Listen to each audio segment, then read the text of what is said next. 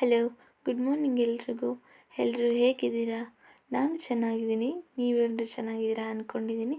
Welcome to our YouTube channel. ಇವತ್ತು ಖಾರ ಪೊಂಗಲ್ ಹೇಗೆ ಮಾಡೋದು ಅಂತ ಹೇಳ್ಕೊಡ್ತೀನಿ. ಬನ್ನಿ ನೋಡೋಣ ಹೇಗೆ ಮಾಡೋದು ಅಂತ.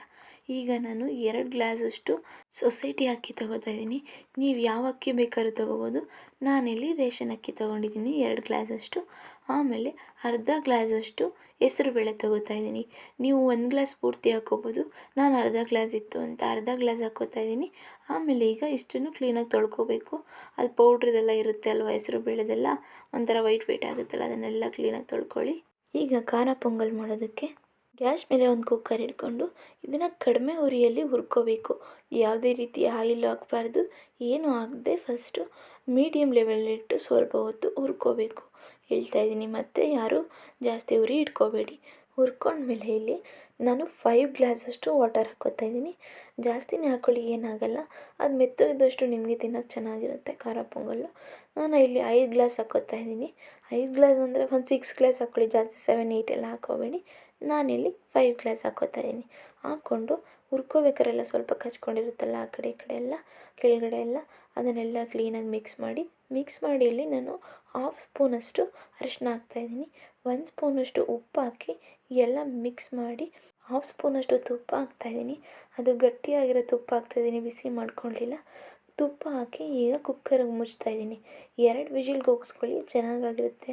ಸ್ಮೆಲ್ಲಾಗಿ ಘಮ ಘಮ ಅಂತ ಬರ್ತಾಯಿತ್ತು, ನೋಡೋಕ್ಕೂ ಚೆನ್ನಾಗಿ ಕಾಣಿಸ್ತಿತ್ತು. ಚೆನ್ನಾಗಿತ್ತು.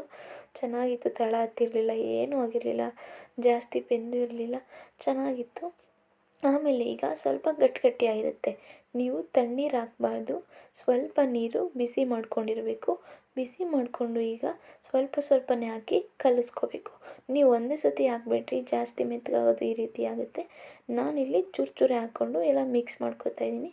ಮಿಕ್ಸ್ ಮಾಡಿಕೊಂಡು ನಿಮಗೆ ಉಪ್ಪು ನೋಡಿ, ಟೇಸ್ಟ್ ನೋಡಿ. ಉಪ್ಪು ಬೇಕಾದರೆ ಸ್ವಲ್ಪ ಉಪ್ಪು ಹಾಕ್ಕೊಳ್ಳಿ. ನಾನಿಲ್ಲಿ ಸ್ವಲ್ಪ ಉಪ್ಪು ಹಾಕ್ಕೋತಾ ಇದ್ದೀನಿ. ಎಲ್ಲ ಚೆನ್ನಾಗಿ ಮಿಕ್ಸ್ ಮಾಡಿಕೊಂಡು ಈಗ ಒಗ್ಗರಣೆ ಕೊಡಬೇಕು.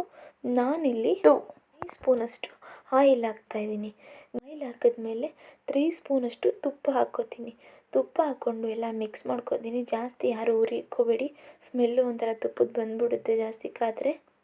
ತುಪ್ಪ ಹಾಕ್ಕೊಂಡ್ಮೇಲೆ 1 ಸ್ಪೂನಷ್ಟು ಜೀರಿಗೆ ಹಾಕ್ಕೋತಾಯಿದ್ದೀನಿ. ಜೀರಿಗೆ ಹಾಕ್ಕೊಂಡಾಗ ಫಸ್ಟ್ ಈ ರೀತಿ ಆಗುತ್ತೆ, ಏನು ಶೀತ ಈ ಥರ ಅಂತೆಲ್ಲ ಅಂದ್ಕೋಬೇಡಿ, ಆ ರೀತಿ ಮೇಲೆ ಉಕ್ಕುತ್ತೆ.